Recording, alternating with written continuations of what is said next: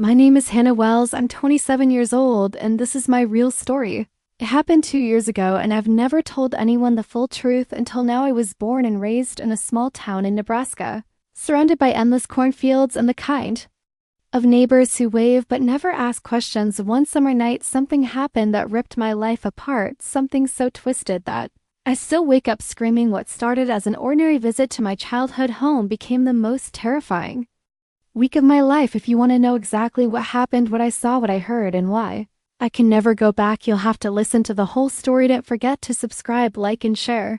This story is written and edited by Dark Life Side Diaries. It was late July when I drove back to my parents' old farmhouse. They passed away years ago, but I kept the property, visiting only once or twice a year to keep it from falling apart. That summer the air was heavy with heat, the kind that makes the cicadas scream from the trees and the corn leaves rustle like whispers. I had planned to spend 3 days cleaning the place, maybe fix the fence out back, and then return to my apartment in Omaha. The moment I pulled into the driveway, I felt watched. Not the normal someone's looking at you feeling, but something colder, heavier, like an invisible hand pressing down on my shoulders. I chalked it up to being alone and stepped inside. The house smelled exactly the same as it had when I was a kid: dust, wood polish, and a faint sweetness from the pantry where my mother used to store jars of jam. I went upstairs to the bedroom I'd slept in growing up, and that's when I noticed something strange. On my pillow was a single dried corn husk, perfectly folded in half. I thought maybe a mouse had dragged it in, but when I picked it up, I saw it had tiny letters scratched into it. Get out. My stomach dropped. I laughed nervously at myself, trying to dismiss it as some creepy prank from local kids. After all, the house was old, unlocked, and out in the middle of nowhere. Still, I couldn't shake the feeling that the air in the room had grown heavier. That night, I decided to sleep with my old baseball bat next to the bed. Around midnight, I woke up to the sound of someone walking in the hallway outside my room. The footsteps were slow, deliberate, and stopped right outside my door. My heart pounded so loudly. I was sure whoever or whatever was out there could hear it. I held my breath, clutching the bat. The door handle didn't turn, but I heard a whisper. It was so faint that I almost thought I imagined it, but I know what I heard. Hannah, you shouldn't have come back. My throat went dry. I wanted to shout, to swing open the door and confront whoever was there, but my body was frozen. After what felt like an eternity, the footsteps moved away, fading into the distance, until the house fell silent again. I didn't sleep the rest of the night. The next morning, I searched every inch of the house, closets, basement, attic, finding nothing but dust and cobwebs. Still, that whisper replayed in my mind over and over, and I couldn't shake the certainty that I'd heard my mother's voice, even though she'd been dead for over a decade. By the second night, the heat outside had turned into a sticky storm. Rain hammered against the windows and thunder rattled the walls. I tried to distract myself with a book, but every creak of the house made me jump. Around 1 a.m., the power went out, leaving me in total darkness. I grabbed a flashlight and decided to check the fuse box in the basement. As I stepped onto the first basement stair, I felt something wet beneath my bare foot. I shone the flashlight down and froze. There were muddy footprints leading up from the basement into the hallway. They were huge, far too large to be mine, and they weren't there earlier. My pulse roared in my ears. I backed up slowly, every instinct screaming at me to run, but then I heard a voice from the darkness below. You can't leave, Hannah. My light flickered, and in that brief strobe, I saw something on the bottom step, a figure crouched low, its face completely covered in a mask made of woven corn husks. I froze at the sight of that figure crouched at the bottom step, its head tilted slightly to the side, like it was studying me, breathing slow and heavy through the cornhusk mask. My first instinct was to run, but my legs wouldn't move.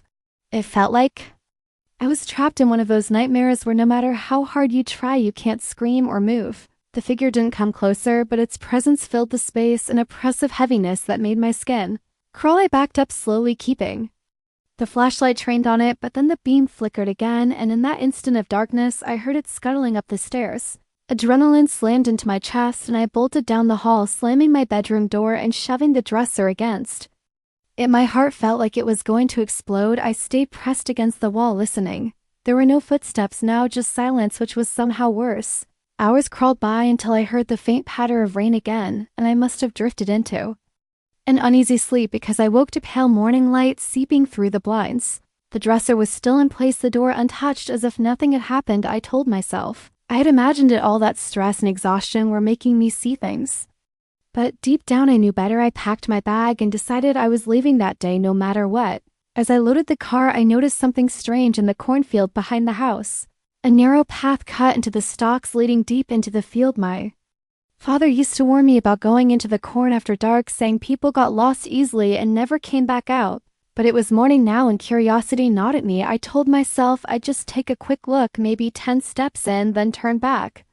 Path was tight, the stalks brushing against my shoulders, their dry leaves whispering as I passed.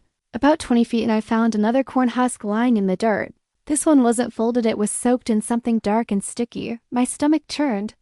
As I realized it was blood, a whisper drifted through the field, low and almost tender. "You came back to me." I spun around, but the path behind me was gone, completely swallowed by the corn. My breathing quickened, every direction looked the same, an endless wall of green and gold. I started moving fast, pushing through stalks, trying to find an opening.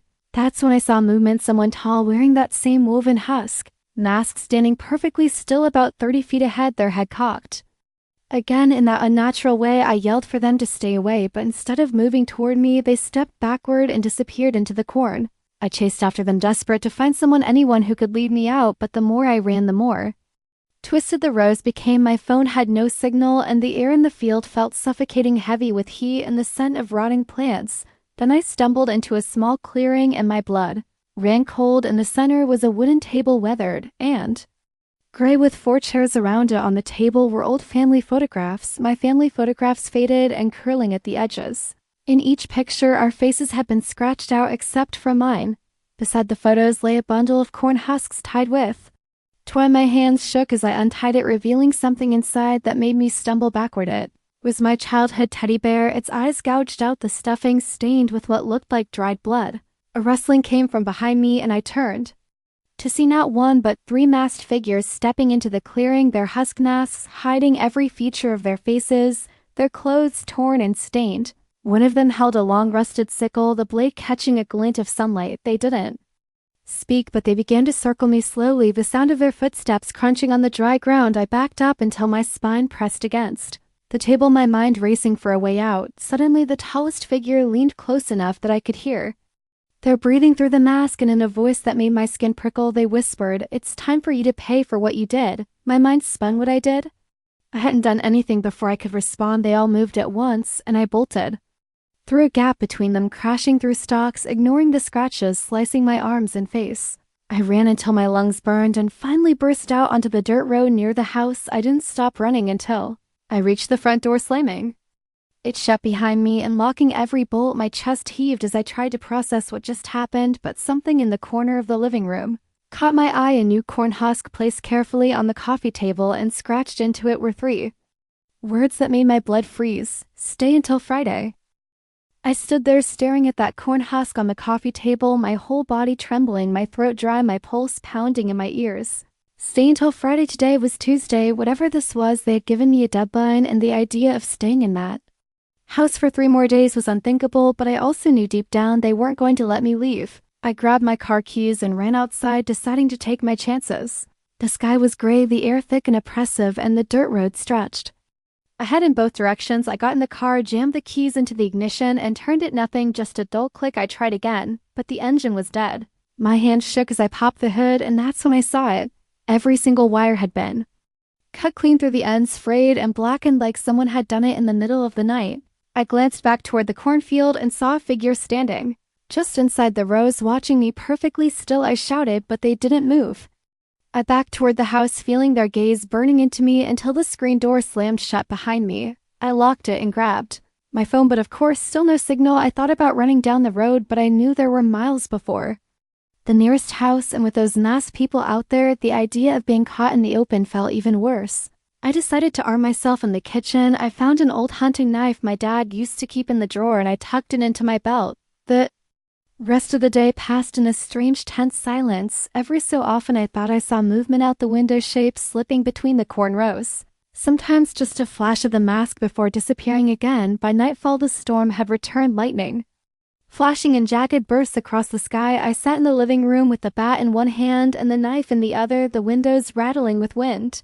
Around midnight I heard a soft tapping on the glass. I turned slowly toward the window beside The couch and my heart almost stopped. One of the masked figures was standing there, the husk. Mask pressed against the glass, their head tilted, so far it looked broken.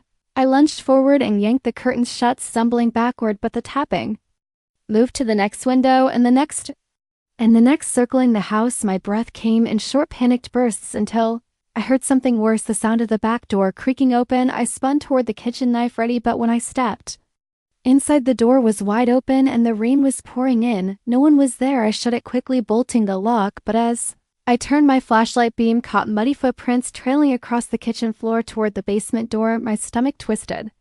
The basement door, which had been shut tight since yesterday, was now ajar, a black void beyond it. I knew I should run, but something pulled me toward it, some horrible need to know if they were down there waiting. I stepped to the edge and shone the light into the dark. Nothing but the bottom of the stairs. I was about to shut the door when I heard it, a faint wet breathing from below, and then a voice that made my blood turn to ice. "You left me in the field." The light flickered, and for a split second, I thought I saw a hand, pale dirt streaked with nails torn and bleeding, grip the railing before disappearing into the shadows.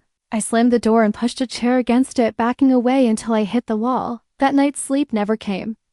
I sat on the floor, knife in hand, waiting for dawn, but at some point exhaustion must have dragged me under, because when I woke, sunlight was streaming through the blinds and there was a new corn husk on the floor in front of me. This one had a different message carved into it. Tomorrow night. My skin prickled as the realization sank in. They'd moved the deadline up.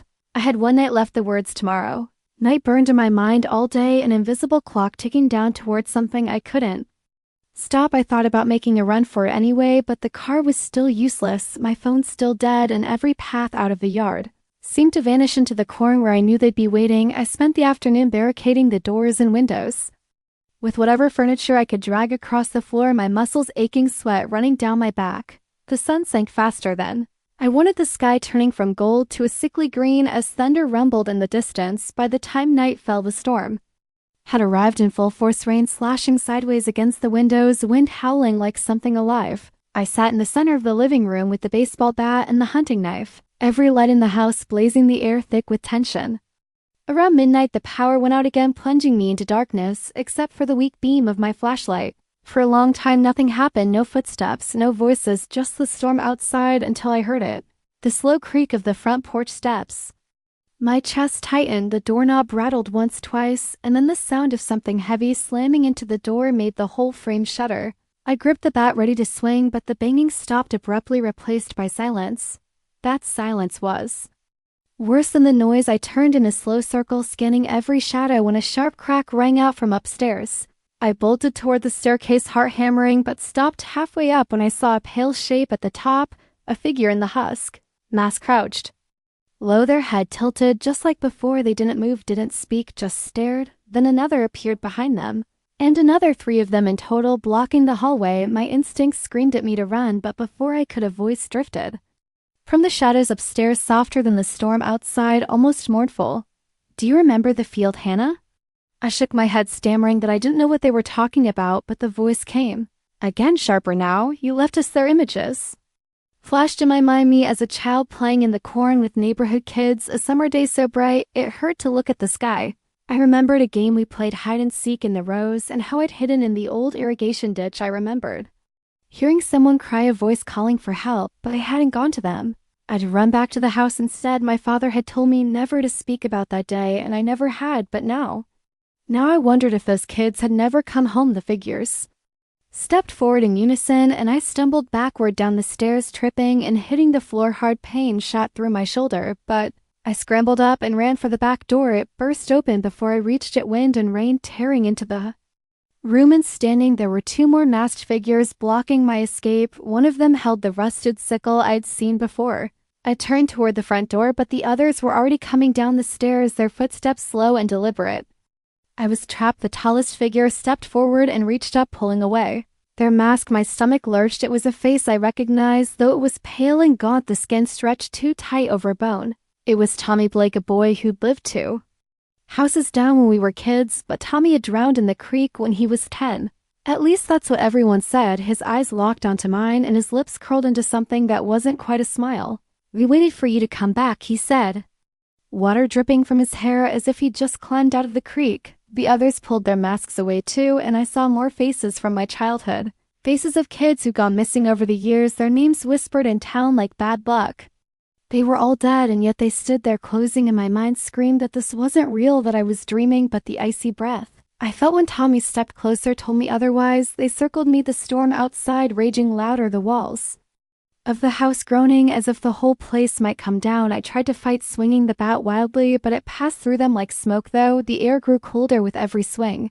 The tallest one leaned close enough that I could see the black water pooling in their eyes. "You will stay until Friday," they whispered, "and then you will come with us." A wave of cold shot through me, my knees buckling as my vision tunneled. The last thing I saw before everything went black was their pale hands reaching for me. I woke at dawn on the living room floor, soaked to the skin, as if I'd been left out in the rain all night. The doors were still barricaded, the windows shut tight, but there was a new corn husk lying on my chest. This one had just one word carved into it: soon. I don't know if I ever made it to Friday. Maybe I'm still there. Maybe I never left that field at all. Thanks for listening.